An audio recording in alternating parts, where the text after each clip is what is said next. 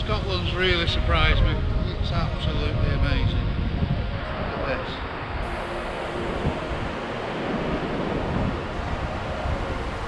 this. This is Scotland.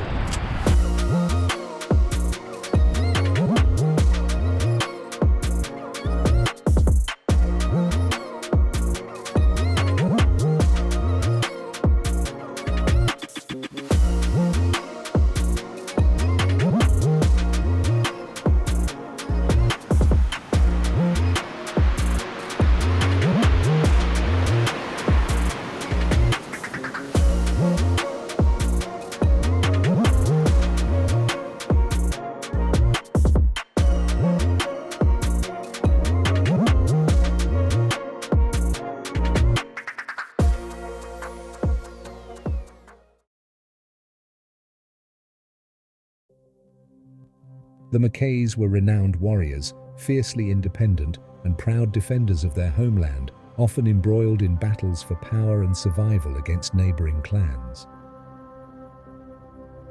Their ancestral home, Strathnaver, once the heart of their vast territory, sits just ahead.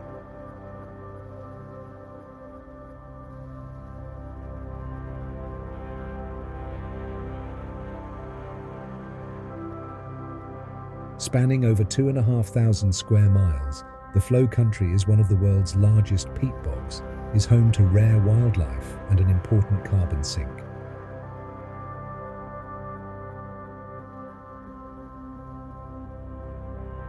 As I move across the vast open Flow Country, it's easy to see how the rugged terrain shaped the Mackay clan. The land here is wild and untamed, a fitting reflection of the clan's fierce spirit. It's in this untamed wilderness that the Mackays made their stand, and even today, the landscape continues to carry the echoes of their struggles and triumphs.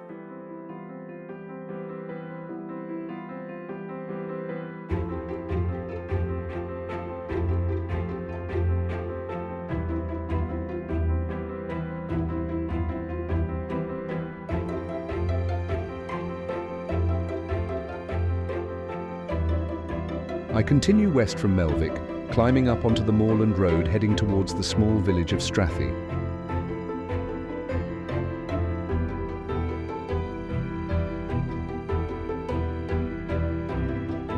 The name Strathy comes from the Gaelic meaning broad valley.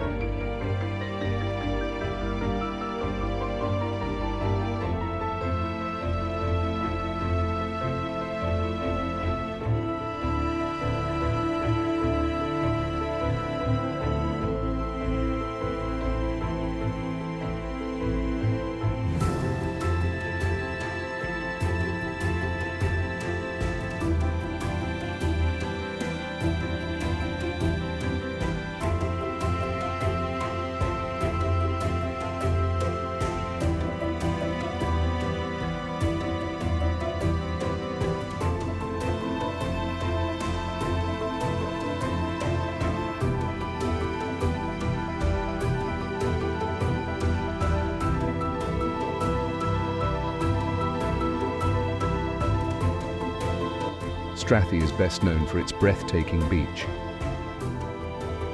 A sweeping bay of golden sand, backed by grassy dunes and rugged cliffs.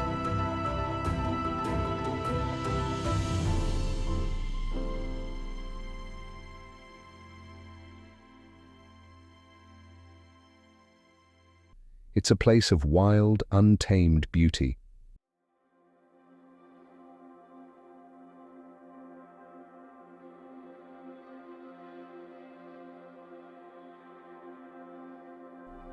On calm days, the turquoise waters glisten under the sun.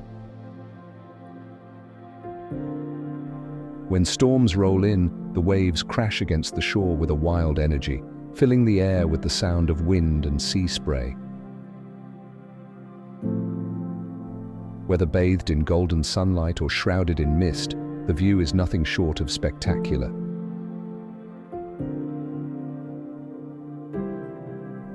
The vast stretch of sand, backed by towering cliffs and sculpted by the relentless power of the Atlantic, is a place of raw, untamed beauty. It's a place that never fails to stir the soul.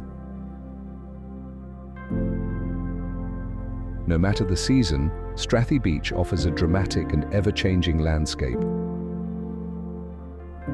a hidden gem on Scotland's rugged northern coast.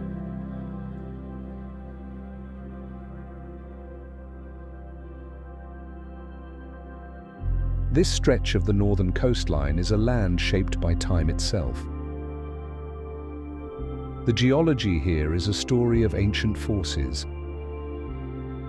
Strathy's cliffs and headlands are carved from some of the oldest rock on Earth, remnants of the Moyne supergroup formed over 600 million years ago. These ancient metamorphic rocks, once buried deep beneath the Earth's surface, have been twisted and folded through the violent movements of tectonic plates, leaving behind a rugged, fractured coastline that seems to defy the elements.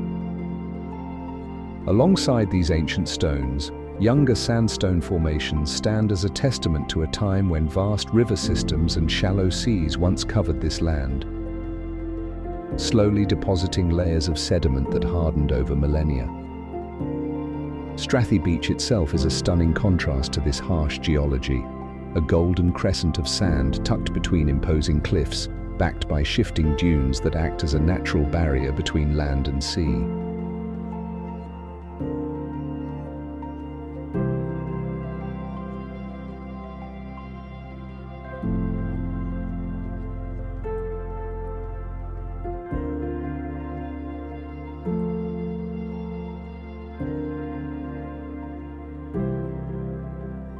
These dunes are constantly shaped and reshaped by the relentless North Atlantic winds, a reminder that this landscape is always in motion, never static. This coastline is a living record of deep geological time, a landscape sculpted by ice, water, and wind. It's a place where the elements have always ruled, where the land meets the sea in a constant, dramatic clash.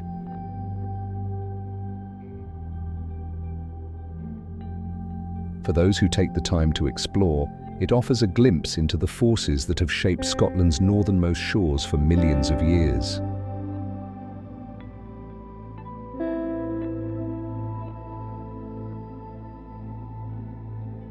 There is a small parking area at Strathy Cemetery. Leave the main road at Strathy Parish Church and follow the narrow single-track lane toward East Strathy.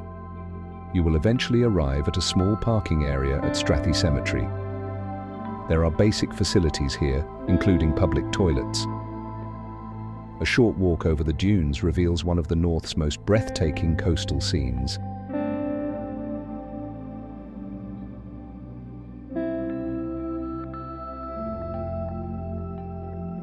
The cemetery holds the stories of generations past, from crofters and fishermen to those who endured the hardships of the Highland clearances. Weathered headstones stand against the elements, a testament to the resilience of those who called this land home.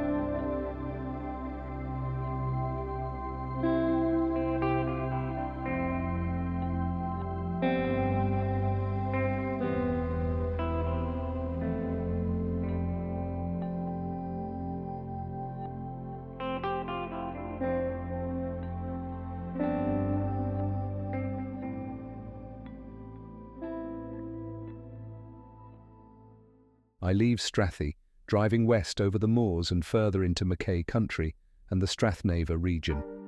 My next stop, the stunning Farr Beach, near the village of Bettyhill, with its white sands kissed by the rolling waves of the North Atlantic.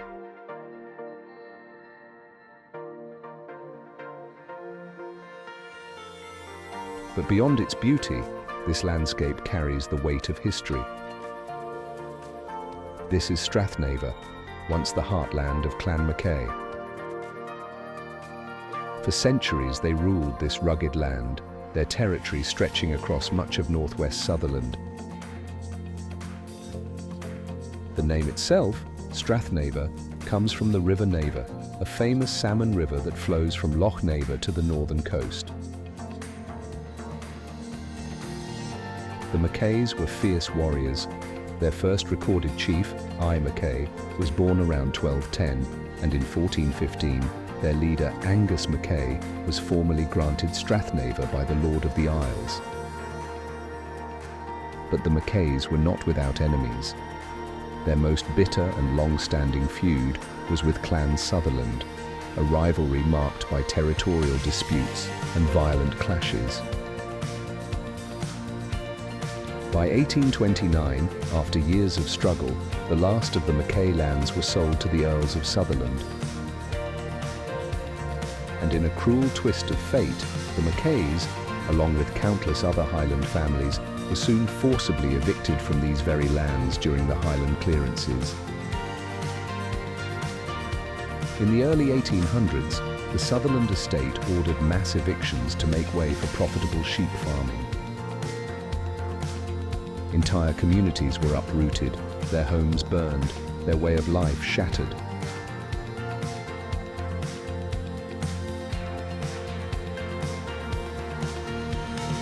The fertile lands of Strathnaver, once thriving with people, were left empty, a haunting reminder of loss and displacement.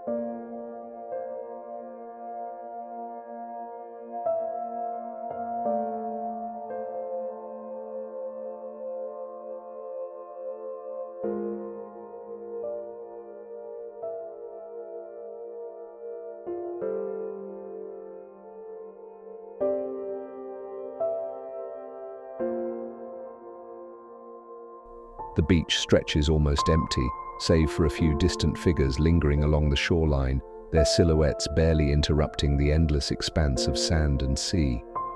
It is a place that feels timeless, untouched by the rush of the modern world, a sanctuary for quiet contemplation.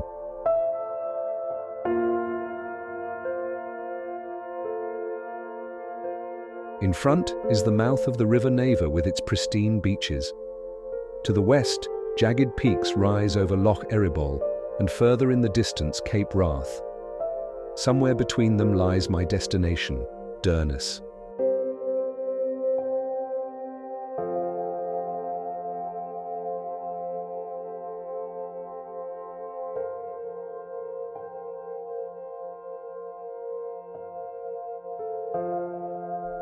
The mountains stand dark, their craggy silhouettes softened by a delicate veil of haze, quiet in defiance of time. Perched on the headland, the village of Bettyhill rests peacefully, its whitewashed cottages scattered across the hillside, blending effortlessly into the rugged Highland landscape.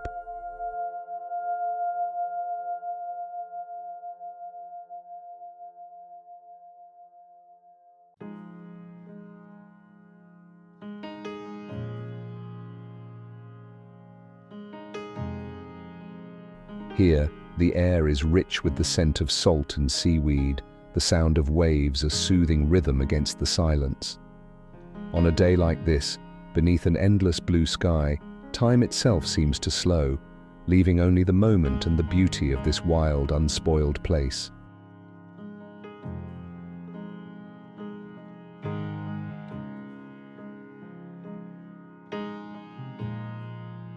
Below, in a sheltered rocky inlet, a lone fishing trawler seeking shelter bobs lightly with the tide. Dwarfed by the towering cliffs that cradle it, the colourful little boat looks like a toy, a fragile speck in the vastness of sea and sky.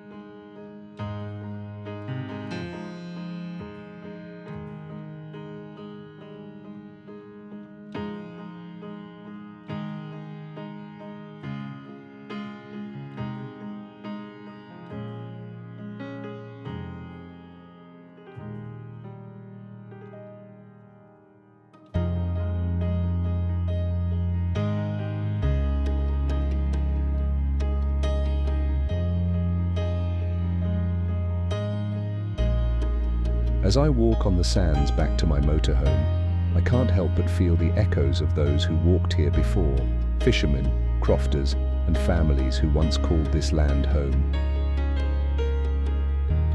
Their stories remain.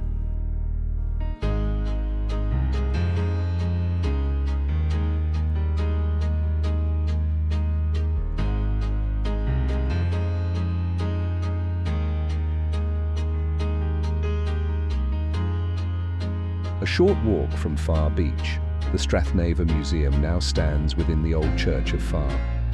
Sometimes called the Mackay Museum, it holds the stories of both the clan and the clearances, preserving artifacts, family histories, and the voices of those who once called this place home. This region, once capable of raising thousands of fighting men, now holds some of the most fragile communities in the Highlands, with the lowest population density in Europe. Only traces of the past remain, scattered ruins, old croft houses, and names carved into stone. As I continue my journey, I carry with me the echoes of those who walked these lands before me, their history woven into the landscape, their memory lingering on the wind. In an unusual move for the time, Elizabeth Levison Gower, the Countess of Sutherland, commissioned a resettlement village at the mouth of the River Naver. She named it after herself, Bettyhill. Today, this village is a peaceful place, known for fishing, coastal walks, and stunning highland scenery.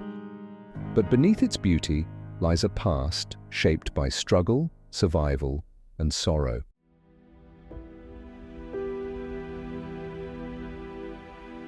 If you're enjoying these videos, please don't forget to like and leave a comment. I always love hearing from you. And so you never miss future episodes, why not consider subscribing?